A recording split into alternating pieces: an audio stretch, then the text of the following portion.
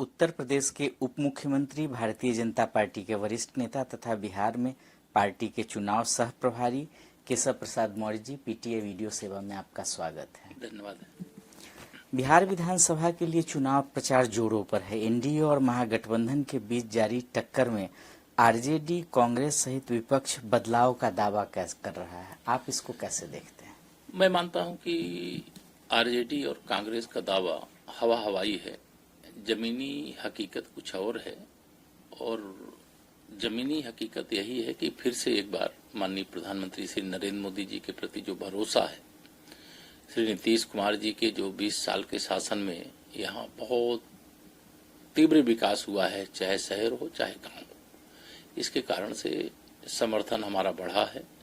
और फिर एक बार श्री नीतीश कुमार जी के नेतृत्व में यहाँ एनडीए की सरकार बनेगी और जंगल राज बिहार में अब वापस नहीं आएगा। और जंगल राज वापसी का मतलब है बिहार की बर्बादी की शुरुआत। तेजस्वी यादव राज्य में कानून व्यवस्था का विषय उठा रहे हैं, हाल की घटनाओं का जिक्र कर रहे हैं और आपके गठबंधन को कटघरे में खड़ा कर रहे हैं। देखिए, श्री तेजस्वी यादव जी के पास नैतिक अधिकार इस बात का नहीं है कि वह कानून व्यवस्था पर सवाल उठावें। श्री नीतीश कुमार जी के नेतृत्व में निष्पक्ष, न्यायपूर्ण और पक्षपात के बिना कार्रवाई होती है। जनता दल यू के प्रत्याशी होते हुए भी जब मुकदमा दर्ज हुआ तो उनकी श्री अनंत सिंह की गिरफ्तारी हो गई। बाकी जांच चल रही है, जांच के बाद जो भी उसका निष्कर्ष होगा उसके हिसाब से कार्रवाई होगी। ये जंगल राज वालों की जब सरकार थी तो बड़े बड़े अपराध हो जाते थे। अपराधी मुख्यमंत्री आवास में आकर के अपना सुरक्षित ठिकाना बना लेते थे, और बिहार में अपराध करना और अपराध करने के बाद मुख्यमंत्री और राष्ट्रीय जनता दल के मंत्रियों के निवास ही अपराधियों के ठिकाना होते थे। इस समय ऐसा नहीं है। इस समय सुशासन है, इस समय कानून का राज है, और कोई अगर गलत करता है तो बिना पक्षपात के ऐसे लोगों के खिलाफ कार्रवाई होती है, और कार्रवाई की गई है। इसी के कारण बिहार की जनता का समर्थन एनडीए के साथ है। राहुल गांधी जी भी चुनाव प्रचार के लिए आए हैं, लगातार प्रधानमंत्री पर निशाना साध रहे हैं, कह रहे हैं कि वोट के लिए कुछ भी करेंगे, ट्रंप से डर रहे हैं, इस तरह के कई आरोप लगा रहे हैं। देखिए, श्री राहुल गांधी अहंकार के आकाश में बैठे हुए हैं। उनको लगता है कि देश के प्रधानमंत्री की कुर्सी पर गांधी खानदान का जन्मसिद्ध अधिकार है, और माननीय नरेंद्र मोदी जी एक गरीब माँ बाप के बेटे हैं। वो पिछड़े वर्ग से आते हैं। चाय बेच करके परिवार के जीवन यापन का प्रबंध होता था, और वो लगातार तीसरी बार भारत के प्रधानमंत्री देश की जनता के आशीर्वाद से बने हैं। यह बात श्री राहुल गांधी को बर्दाश्त नहीं हो रही। लेकिन जब अपमान भरे शब्दों का वो उपयोग करते हैं तो वह भूल जाते हैं कि वो माननीय नरेंद्र मोदी जी का नहीं, देश के 140 करोड़ लोगों का अपमान कर रहे हैं, और देश की जनता इसीलिए इनको सबक सिखाती है। अहंकार देश बर्दाश्त नहीं करता, मोदी जी का अपमान देश बर्दाश्त नहीं करता।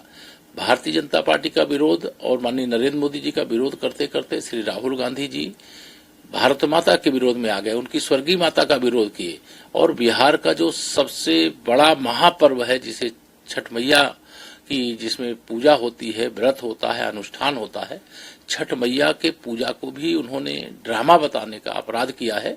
और इसकी सजा बिहार की जनता कांग्रेस को भी, राष्ट्रीय जनता दल को भी, महागठबंधन को भी देने का काम कर रही है। और इसके कारण से उनको ये समझ में आ जाएगा कि विरोध लोकतंत्र में अधिकार है विपक्ष का, लेकिन विरोध में एक मर्यादा की सीमा रेखा होती है। श्री राहुल गांधी कभी भी मर्यादा का ध्यान नहीं रखे। उन्होंने अनेकों बार माननीय प्रधानमंत्री जी के लिए इतने अपशब्दों का प्रयोग किया है कि उसकी गिनती बनाई जाएगी तो सैकड़ों की संख्या हो जाएगी। लेकिन कांग्रेस का कोई बड़ा नेता श्री राहुल गांधी को रोकता नहीं, और श्री राहुल गांधी अपने द्वारा जो अपशब्दों का वो प्रयोग करते हैं उसको वो बंद नहीं कर रहे हैं, और इसी के कारण से कांग्रेस रसातल में जा रही है, और भारतीय जनता पार्टी का जो गठबंधन है एनडीए, वो ऊंचाई की ओर जा रहा है। चुनाव प्रचार में जब वो तालाब में मछली पकड़ने जाते हैं तब भी आप लोग उन पर निशाना साधते हैं। देखिए, वो नौटंकी करते हैं। वास्तविकता क्या है? वो गरीब का दर्द जानते हैं क्या? अगर जानते होते तो डॉक्टर मनमोहन सिंह जी के नेतृत्व में सरकार थी, प्रधानमंत्री वो केवल दिखावा के लिए थे। वास्तविक रूप से तो सरकार को चलाने का काम श्री राहुल गांधी, श्रीमती सोनिया गांधी, श्रीमती प्रियंका वाड्रा गांधी, यही सब लोग कर रहे थे। और उन्होंने 10 वर्षों में देश के लिए, देश के अलग अलग प्रदेशों के लिए, जहां कांग्रेस शासित राज्य थे वहां पर भी कुछ नहीं किया। आज जब विकास के युग में बिहार सहित पूरा देश प्रवेश कर गया है और विकास के आगे अब विकसित बिहार, विकसित भारत और विकसित जो हमारे राज्य पिछड़े हैं वो विकसित होने के लिए अब उनके अंदर एक आग धधक रही है। वहां के वासियों के अंदर, वहां के युवाओं के अंदर, वहां के किसानों के अंदर, महिलाओं के अंदर, सबके अंदर एक आग है, धधक रही है कि हमको अब विकसित बनना है। बिहार के लोगों के अंदर एक ये उत्साह पैदा हुआ, विश्वास पैदा हुआ है। मोदी जी और नीतीश जी की जोड़ी है तो निश्चित तौर से बिहार विकसित बनेगा और बिहार से गरीबी तो खत्म ही होगी, लेकिन बिहार के हर हाथ में काम होगा, हर हाथ में रोजगार होगा। जो जिस प्रकार की प्रतिभा रखेंगे उसको उस प्रकार का अवसर मिलेगा, यह लोगों को विश्वास हो गया। प्रियंका गांधी जी भी चुनाव प्रचार कर रही हैं, एसआईआर का मुद्दा उठा रही हैं, आरोप लगा रही हैं वोट चोरी का। एसआईआर के मुद्दे को कितना प्रभावी मानते हैं? देखिए, कांग्रेस और जो इंडी गठबंधन है, मैंने पहले ही कहा कि ये लोग माननीय नरेंद्र मोदी जी को प्रधानमंत्री की कुर्सी पर बैठे हुए देख करके मतलब अंदर से बहुत इनको जलन हो रही है और इसलिए समय समय पर कभी पहले क्या आरोप लगाते थे, पहले आरोप लगाते थे कि ईवीएम मशीन में गड़बड़ी है। अब क्या नया मुद्दा लेकर के आए हैं कि अब एसआईआर यानी चुनाव आयोग के द्वारा एक लोकतंत्र का पवित्र यज्ञ किया जा रहा है, जिस यज्ञ के माध्यम से कोई मतदाता अब इस धरती पे नहीं है, स्वर्गीय हो गया है, तो मतदाता सूची से उसका नाम हटना चाहिए। ये कोई भी व्यक्ति इसको स्वीकार करेगा। कोई मतदाता ऐसा है जिसका 2 स्थानों पे नाम है तो उसका 1 स्थान पर होना चाहिए। यह काम चुनाव आयोग कर रहा है। कोई युवा मतदाता है, हमारा 18 साल की आयु पूरी कर चुका है, तो उसका मतदाता सूची में नाम आना चाहिए। और कोई घुसपैठिया मतदाता बन गया है और वो कांग्रेस की कृपा से, इंडी गठबंधन के साथ जुड़े हुए दलों की कृपा से बन गया है, तो उनका तो फिल्टर होगा, वो चुनाव आयोग नहीं करेगा, वो तो गृह मंत्रालय करेगा। लेकिन घुसपैठिया भारत की मतदाता सूची का हिस्सा नहीं हो सकता। घुसपैठिया भारत की लोकतांत्रिक प्रक्रिया का हिस्सा नहीं हो सकता, मतदान नहीं कर सकता। और जो राशन खा रहा है, जो जन गरीबों को मिलने वाली सुविधाओं का लाभ यहाँ पर प्राप्त कर रहा है, जिसका संरक्षण करने के लिए श्री राहुल गांधी कहीं यात्रा निकालते हैं, कहीं हाइड्रोजन पंप फोड़ते हैं, कहीं भूकंप लाने की बात करते हैं, तो ये चाहे श्री राहुल गांधी हो, चाहे श्रीमती प्रियंका वाड्रा हो, ये दोनों का दोनों केवल भारतीय जनता पार्टी की अगुवाई में माननीय नरेंद्र मोदी जी के नेतृत्व में जो सफलतापूर्वक सरकार आगे बढ़ रही है, देश का विकास हो रहा है, गरीब का विकास हो रहा है, नौजवानों को रोजगार मिल रहा है। अब विश्व में भारत की मान प्रतिष्ठा बढ़ रही है और हम आर्थिक महाशक्ति बन रहे हैं, सामरिक महाशक्ति बन रहे हैं। हम हरित क्रांति लाने का काम कर रहे हैं, श्वेत क्रांति लाने का काम कर रहे हैं, हर क्षेत्र में प्रगति कर रहे हैं। यह इनको सहन नहीं हो रहा, चूंकि इन्होंने अपने कार्यकाल में कुछ किया नहीं है। जनता सब जानती है, कोई भुला नहीं सकता है। जैसे बिहार के अंदर जंगल राज कोई नहीं भूला है, 20 साल पहले का है, लेकिन बिहार की जो छवि अभी भी देश में बनी हुई है, जो बिहार नहीं आया वो यही समझेगा कि श्री लालू यादव के समय जो बिहार का जंगल राज था वही अभी भी होगा। लेकिन जब कोई बिहार आ जाता है, यहाँ का विकास देख लेता है, यहाँ की सड़कें देख लेता है, यहाँ जो बिजली 24 घंटे आ रही है इसको देख लेता है, यहाँ महिला सशक्तिकरण के लिए कितना काम हो रहा है, कितनी पारदर्शी ढंग से भर्तियां हो रही हैं, कितना, जैसे पटना के अंदर ही हमने मरीन ड्राइव जैसे स्थान यहाँ ऐसा निर्माण किया है, यहाँ पे मेट्रो की शुरुआत होने जा रही है, रेलवे कनेक्टिविटी बहुत बेहतर हुई है, यहाँ का हवाई अड्डा, या बिहार के अंदर हवाई नेटवर्क भी बहुत मजबूत हुआ है, सड़क नेटवर्क मजबूत हुआ है, ये सब इनसे देखा नहीं जा रहा है। इसलिए एसआईआर का मुद्दा हो, चाहे वोट चोरी जैसे घिनौने शब्द हो, यह लोकतंत्र का परिहास करते हैं, मजाक उड़ाने का काम करते हैं। जनता ने वोट दे करके माननीय मोदी जी को देश की बागडोर सौंपी है और अभी 2047 तक ये गांधी खानदान के लोगों को ये समझ लेना चाहिए कि देश की जनता इनको स्वीकार करने वाली नहीं। भारतीय जनता पार्टी घुसपैठियों की बात करती है। असदुद्दीन ओवैसी इस पर सवाल उठाते हैं, कहते हैं 20 वर्ष तो यहाँ आपकी ही सरकार थी। नहीं, तो इसीलिए तो फिल्टरिंग हो रही है। अगर हमारी सरकार नहीं होती, एनडीए की सरकार नहीं होती, तो और यहाँ 2-4 करोड़ घुसपैठी आकर के अपना ठिकाना बना लेते। जहाँ एनडीए है वहां तो अब तो ये सारा काम शुरू हुआ है, एसआईआर नहीं शुरू हो पता नहीं चलता था। अगर राजनीतिक दल, लोकतंत्र है, लोकतंत्र में पक्ष भी होता है, विपक्ष भी होता है। अगर विपक्ष तुष्टीकरण की घटिया राजनीति पर उतारू हो जाए और इस प्रकार के लोगों को संरक्षण दे तो निश्चित तौर से उसका नुकसान प्रदेशों को होता है, देश को होता है, विशेष तौर से देशवासियों को, गरीबों को होता है। जो जरूरतमंद है, सरकार की योजना बनती है, उसका लाभ गरीबों को अमीर बनाने में लगना चाहिए, उसका लाभ घुसपैठिए उठा ले जाते हैं। तो इस सब पर रोक लगाने के लिए जो कदम उठाए गए हैं, इसके लिए जो इस देश के मुस्लिम तुष्टीकरण की घिनौनी घटिया राजनीति करने वाले वही जिम्मेदार है, चाहे वो ओवैसी हो, चाहे वो राहुल गांधी हो, चाहे वो प्रियंका गांधी हो, चाहे तेजस्वी यादव। तेजस्वी यादव ने हर परिवार को नौकरी देने का वादा किया, हर 20 महीने का समय मांगा है अपने वायदे पूरा करने के लिए। इससे बड़ा बिहार की जनता के साथ दूसरा कोई मजाक हो ही नहीं सकता।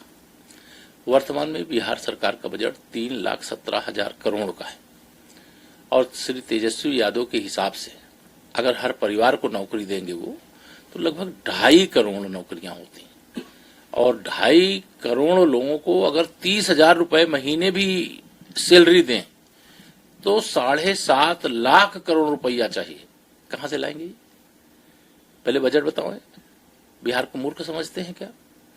जैसे उनके पिताजी ने घोटाला किया, घोटाले पर घोटाला किया, जैसे उन्होंने रेलवे में नौकरी देने के बदले लोगों की जमीनें लिखा लिया, जिसका मुकदमा चल रहा है, वही श्री तेजस्वी यादव जी अब बिहार में हर घर से नौकरी देने की बात कर रहे हैं, हर जीविका दीदी को 30,000 रुपए महीने देने की बात कर रहे हैं।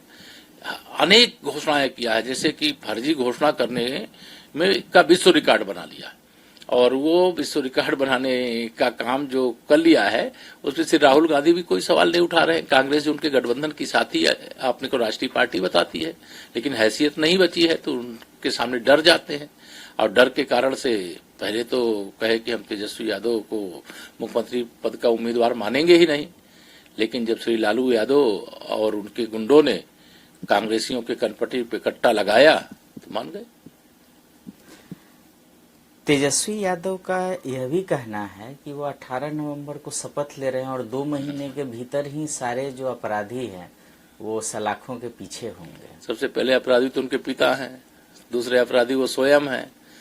मतलब जब वो स्वयं अपराधी, उनके पिता अपराधी हैं और जब वह सत्ता में थे तो उस समय तो किसी अपराधी को उन्होंने गिरफ्तार नहीं किया, उनके पिता ने गिरफ्तार नहीं किया। उस समय तो बिहार को लूटने की, बिहार को कब्जा करने की, बिहार के लोगों की हत्या करने की, बिहार के लोगों का अपहरण करने की पूरी खुली छूट दे रखी थी और मुंगेरी लाल का हसीन सपना देखने से किसी को कौन रोक सकता है। वो कह रहे हैं हम 18 तारीख को शपथ लेंगे और हमें मालूम है कि इस जन्म में मुख्यमंत्री पद का शपथ लेने को उनको अवसर नहीं मिलने वाला है, क्योंकि बिहार की जनता कभी जंगल राज वापस नहीं चाहेगी।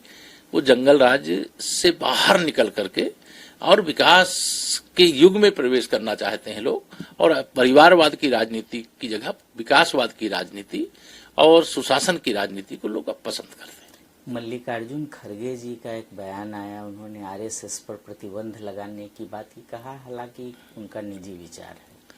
देखिए, कांग्रेस ने अनेक बार प्रतिबंध लगाए, लेकिन न तो राष्ट्रीय स्वयंसेवक संघ को वह रोक पाए, न राष्ट्रीय स्वयंसेवक संघ की जो विचारधारा है जिसका एक ही काम है देश की सेवा और समाज की सेवा, और प्रतिबंध लगा करके भी नहीं रोक पाए। आज राष्ट्रीय स्वयंसेवक संघ की विचारधारा पूरे भारत के अंदर नहीं बल्कि पूरे विश्व के अंदर है।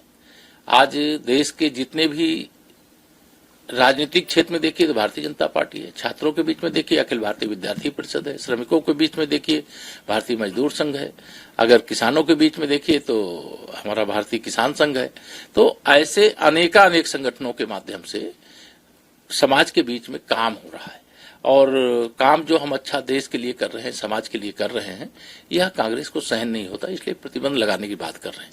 प्रतिबंध तो सही अगर बात पूछो तो कांग्रेस पर लगना चाहिए, क्योंकि कांग्रेस इस देश का भला नहीं कर सकती। 100 साल हमारे राष्ट्रीय स्वयंसेवक संघ के स्थापना के हुए इस समय हम शताब्दी वर्ष मना रहे हैं। मैं राष्ट्रीय स्वयंसेवक संघ का स्वयंसेवक हूं, इस पर मुझे गर्व है और जो भारत भक्ति, जो समाज सेवा का भाव, जो निस्वार्थ भाव से हम लोगों के मन में है, हमारे जैसे करोड़ों लोगों के मन में है, उसकी देन अगर कोई है तो वो राष्ट्रीय स्वयंसेवक संघ है।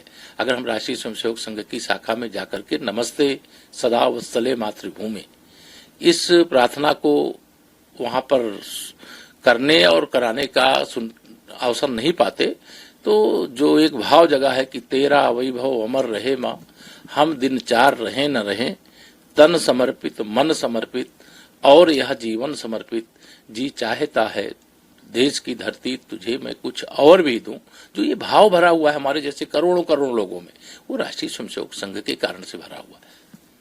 प्रशांत किशोर जी की चुनौती को कैसे देखते हैं? इस चुनाव में क्या जन सुराज पार्टी एक ताकत के रूप में उभर के आएगी? मुझे तो नहीं लगता है कि जन सुराज पार्टी की कोई ताकत है, और जन सुराज पार्टी को बिहार के लोग स्वीकार कर रहे हैं। जन सुराज पार्टी के मुखिया श्री प्रशांत किशोर जी दिल्ली के अरविंद केजरीवाल बनने बिहार के अंदर आए थे।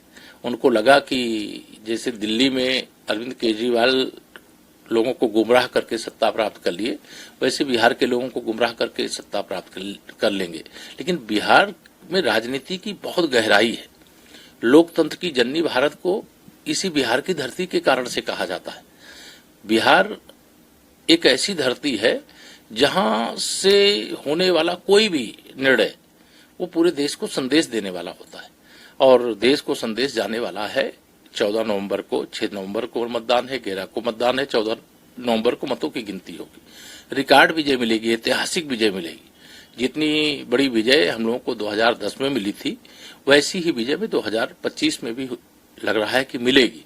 और स्वयं हमारे माननीय प्रधानमंत्री जी, माननीय गृह मंत्री जी, माननीय हमारे राष्ट्रीय अध्यक्ष जी, हमारे माननीय मुख्यमंत्री नीतीश कुमार जी, और राज्यों के हमारे माननीय मुख्यमंत्रीगण, हमारे देश के रक्षा मंत्री जी, हमारे देश के सड़क परिवहन मंत्री जी, तमाम सब वरिष्ठ नेतागण इस समय बिहार में चुनाव प्रचार में लगे हुए हैं, और लोगों का भरपूर समर्थन एनडीए को मिल रहा है, और एनडीए बहुत बड़े नंबर के साथ जीतने भी जा रहा है। इसलिए जो मुझे दिखाई दे रहा है कि जन सुराज माने एक नाम आया था बिहार की राजनीति के अंदर, और उन्होंने मीडिया और सोशल मीडिया में अच्छा स्पेस बना लिया, लेकिन जनता के बीच में उनका कोई स्थान नहीं। आखिरी सवाल, कितनी सीटें एनडीए को? मुझे लगता है कि हमने कहा 2010 का सबसे बड़ा रिकॉर्ड एनडीए का 206 सीटों का रहा है, और अभी भी मुझे ये लग रहा है कि अगर एनडीए 2010 का जो रिजल्ट था उसको दोहरावे तो कोई आश्चर्य नहीं करना चाहिए, लेकिन हम ऐतिहासिक विजय प्राप्त करेंगे, बहुत बड़ी सफलता प्राप्त करेंगे। हमारे साथ युवा भी है, हमारे साथ महिलाएं भी हैं, हमारे साथ किसान भी हैं, हमारे साथ जो यहाँ का श्रमिक है, यहाँ का व्यवसायी है, यहाँ के सभी वर्गों के लोग, जो सबका साथ सबका विकास का जो मंत्र माननीय प्रधानमंत्री श्री नरेंद्र मोदी जी ने दिया है, उसका प्रभाव आम लोगों के अंदर दिखाई दे रहा है। उनको ये भरोसा है कि अगर दिल्ली से या पटना से बिहार की जनता के लिए कोई योजना बनेगी और उसका कोई भी लाभ उनको मिलना है, तो जो प्रधानमंत्री जनधन योजना के अंतर्गत बैंक में खाते खोले गए, डीबीटी के माध्यम से सीधा पूरा का पूरा पैसा उनके खाते में आएगा।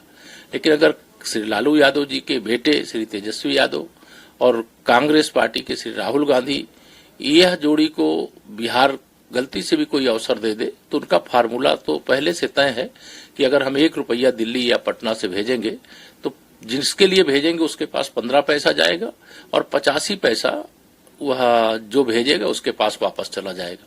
लेकिन इस पर ब्रेक लगने से बेईमान लोग नाखुश हैं, भ्रष्टाचारी नाखुश हैं। वह माननीय प्रधानमंत्री नरेंद्र मोदी जी को, माननीय मुख्यमंत्री नीतीश कुमार जी को कोसते रहते हैं कि उन्होंने भ्रष्टाचार खत्म कर दिया, इसलिए उनको जनता को लूटने का मौका नहीं मिल रहा। अब अगर डबल इंजन की सरकार नहीं होती तो जो प्रधानमंत्री गरीब कल्याण अन्न योजना का राशन मिल रहा है वो गरीबों को नहीं मिलता, वह ब्लैकमेल कर लिया जाता और गरीब भूखे पेट सोने के लिए विवश हो जाता। अगर देश के अंदर भ्रष्टाचार को खत्म करने वाली डबल इंजन की सरकार नहीं होती तो जो 4 करोड़ लोगों को प्रधानमंत्री आवास मिल गए, अब उनके जीवन में एक तरह से नया युग आ गया है। वह आवास उनको मिलने की जगह केवल कागज में आवास मिलता, धरातल पे नहीं मिलता। जो यहाँ पे सड़कों का जाल फैला हुआ है, पहले यहाँ सड़कों का जाल नहीं था, यहाँ गड्ढे ही सड़क का मतलब होता था, गड्ढे। लेकिन आज एक्सप्रेसवे से लेकर के, नेशनल हाईवे से लेकर के, स्टेट हाईवे से लेकर के चमाचम सड़कें गांव-गांव तक को जोड़ने वाली बनी हुई है। लालू यादव जी की सरकार के समय बिहार में बिजली नहीं आती थी, आज बिजली जाती नहीं है। अंतर यह है कि उनके सरकार में बिजली आती नहीं थी और नीतीश जी के नेतृत्व की सरकार में बिजली जाती नहीं है। कानून व्यवस्था चुस्त दुरुस्त है, सभी क्षेत्रों का विकास हो रहा है। जन अपेक्षाओं की कसौटी पर एनडीए की डबल इंजन की सरकार इतनी खरी उतरी है कि 20 साल नीतीश जी के नेतृत्व में बिहार में सरकार को हो गए और 11 साल माननीय प्रधानमंत्री नरेंद्र मोदी जी के नेतृत्व में देश में सरकार को हो गए, लेकिन कोई निगेटिविटी जैसे कोई सरकार में होने के कारण जनता में नाराजगी होती है, पूरे बिहार में लोगों में नाराजगी नहीं, प्रसन्नता है कि बहुत अच्छा काम हुआ है, बहुत अच्छा काम हो रहा है और 14 नवंबर के बाद फिर बहुत अच्छा काम होगा। बिहार में औद्योगिक क्रांति आएगी, विकास का एक नया युग शुरू होगा और बिहार विकसित बनेगा। इस भरोसे के साथ एनडीए के प्रत्याशियों को, भारतीय जनता पार्टी गठबंधन के प्रत्याशियों को लोग जिता रहे हैं और सबसे अपील भी कर रहे हैं सुशासन के लिए, विकास के लिए, गरीब कल्याण के लिए, महिला सशक्तिकरण के लिए, युवाओं के उज्जवल भविष्य के लिए और विकसित बिहार और विकसित भारत के लिए भारतीय जनता पार्टी गठबंधन अर्थात एनडीए को अपना आशीर्वाद दें, समर्थन दें और बड़े बड़े अंतर से जितावें। और जो महागठबंधन के प्रत्याशी हमारे मुख्य प्रतिद्वंदी हैं उनकी जमानत जब्त करावें, उनको बतावें कि आपराधिक राजनीति के लिए बिहार सहित देश में कोई स्थान नहीं है। राजनीति का अपराधीकरण करने वाले, राजनीति का जातिकरण करने वाले, राजनीति का परिवारीकरण करने वाले, अब उनका भविष्य राजनीति के अंदर समाप्त हो गया। सच्चे भाव से अगर समाज की सेवा करेंगे तो समर्थन मिलेगा, अगर समाज का शोषण करेंगे तो सजा मिलेगी। पीटीआई वीडियो सेवा से बात करने के लिए आपको बहुत धन्यवाद।